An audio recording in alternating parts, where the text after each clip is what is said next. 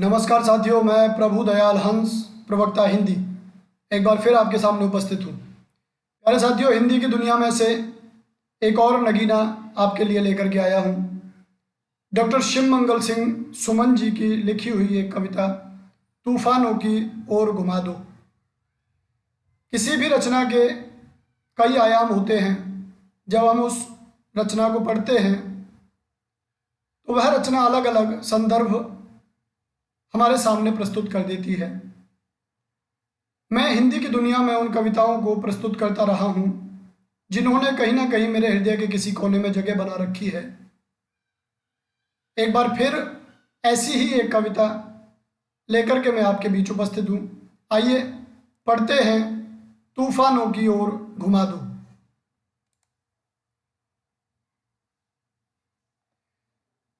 तूफानों की ओर घुमा दो नाविक निज पतवार। तूफानों की ओर घुमा दो नाविक निज पतवार। आज सिंधु ने विष उगला है, लहरों का यौवन मचला है। आज हृदय में और सिंधु में साथ उठा है ज्वार। तूफानों की ओर घुमा दो नाविक निज पतवार। कविता प्रस्तुत करती है कि हमारे जीवन में किस तरह का संकट आता है, और यह संकट भी ऐसा जैसे किसी ने हमारे जीवन में विष घोल दिया हो। सागर की ओर हम बढ़ते हैं, उसकी लहरें टकरा टकरा कर हमारी नाव को चकनाचूर कर देने को तत्पर दिखाई देती हैं। लगता है सिंधु मंथन से कोई विष का कलश हमारे लिए ही निकल कर आ रहा है, और ऐसी स्थिति में लगातार हम ये महसूस करते हैं कि वो जो ज्वार है वो सिंधु में नहीं, हमारे हृदय में आ गया है।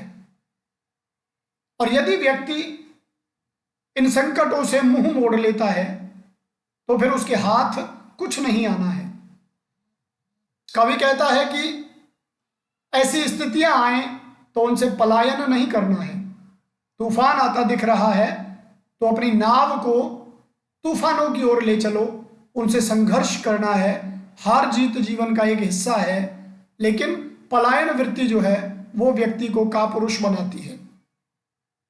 कभी इसलिए कहता है कि तूफानों की ओर घुमा दो नाविक निज पतवार। अपनी पतवार को, जो आप पतवार चला रहे हैं, नाव को खे रहे हैं, तो उस नाव को पतवारों के माध्यम से खे कर तूफानों के सामने ले जाकर खड़ा कर दो। आज सिंधु विष उगल रहा है, लहरें अपने यौवन पर हैं, मचल रही हैं, और जो ज्वार है वो सिंधु में ही नहीं हृदय में भी है। इसलिए इस उथल पुथल के दौर में सागर के तूफान के आगे अपना सीना अड़ा दो, उसके सामने खड़े हो जाओ। लहरों के स्वर में कुछ बोलो, इस अंधड़ में साहस तोलो।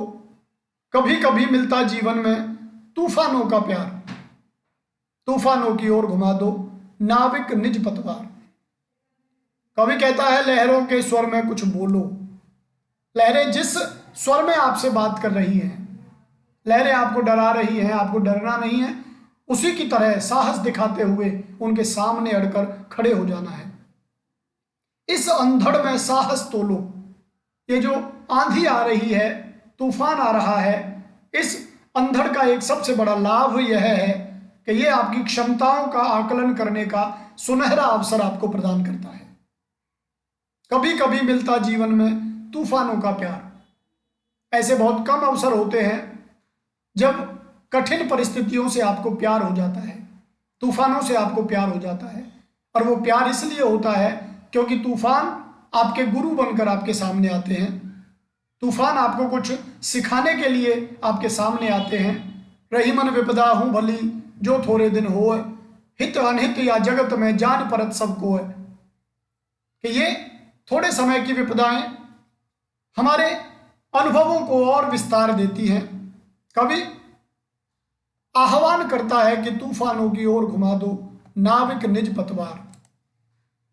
और इसके साथ यह असीम निज सीमा जाने, यह असीम निज सीमा जाने, सागर भी तो यह पहचाने, मिट्टी के पुतले मानव ने कभी न मानी हार।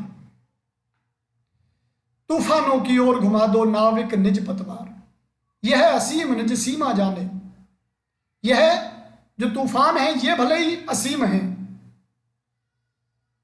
परंतु सागर जो है वो अपनी सीमा जानते हैं, अपने आप को अच्छी तरह से पहचानते हैं और ये भी जानते हैं कि मिट्टी के जो पुतले मानव हैं, मनुष्य हैं, उन्होंने प्रकृति की शुरुआत से ही संघर्षों का मोल जाना है, संघर्षों से पीछे नहीं हटे हैं। और यही कारण है कि ऊंचे से ऊंचे पहाड़ ने मानव के चरण चूमे हैं, बड़े से बड़े तूफान ने मानव के चरण चूमे हैं। इतना विशाल समुद्र भी उसके पैरों के नीचे ही रहा है। कितने ही झंझावात आए लेकिन मानव ने कभी हार नहीं मानी।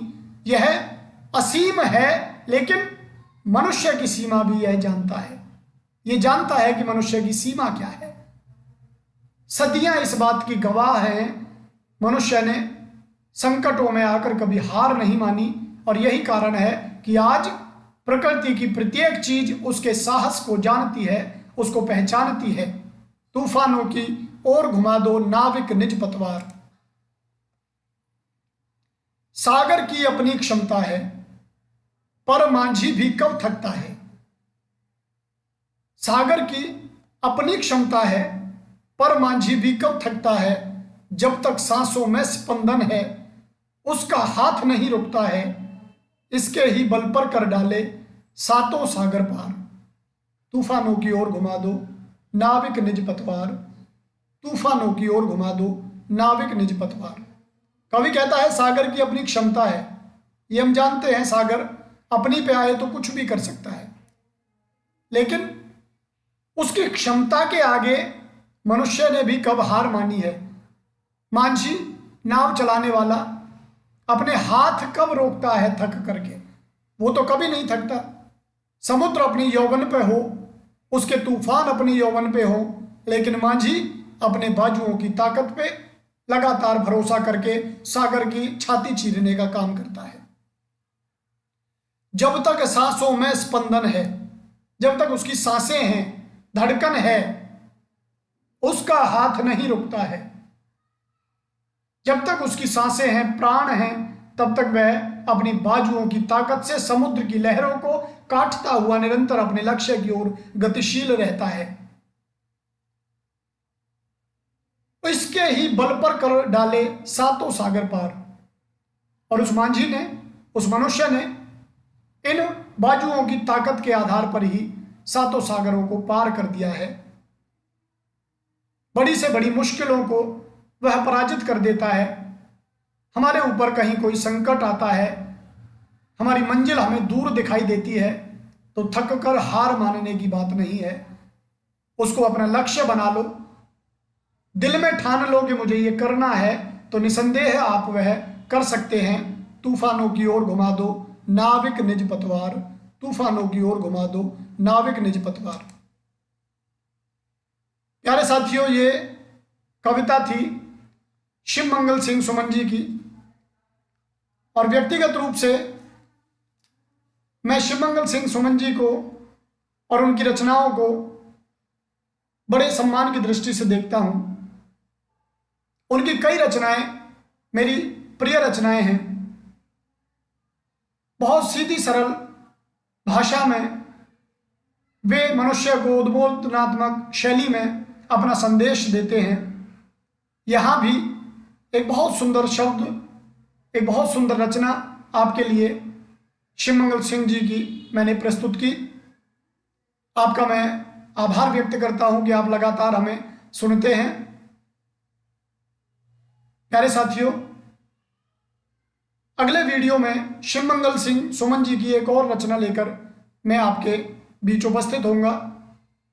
यहाँ एक बात और मैं बता दूं, कवि का परिचय भी देना अति आवश्यक है। शिवमंगल सिंह सुमन जी उत्तर प्रदेश में उन्नाव नाम से एक जिला है, उसमें झगरपुर नाम से गांव, जहां 5 अगस्त 1915 को शिवमंगल सिंह जी का जन्म हुआ। इन्होंने हिल्लोल, मिट्टी की बारात, प्रलय सृजन, वाणी की व्यथा, विश्वास बढ़ता ही गया, जीवन के गान जैसी रचनाएं लिखी। 1974 में मिट्टी की बारात इनके काव्य संग्रह को साहित्य अकादमी पुरस्कार दिया गया। 1999 में भारत सरकार ने इन्हें पद्म भूषण से सम्मानित किया। 27 नवंबर 2002 में गीतों के चितेरे शिवमंगल सिंह सुमन जी का निधन हो गया। हिंदी साहित्य के लिए अपूरणीय क्षति हुई, लेकिन उनकी रचनाएं निरंतर उनके ना होने को झुठलाती रही हैं। वे लगातार हमें प्रेरित करती रही हैं। प्यारे साथियों, अगली कविता के साथ जल्दी ही मिलते हैं। आप सभी का धन्यवाद। आप सभी को नमस्कार।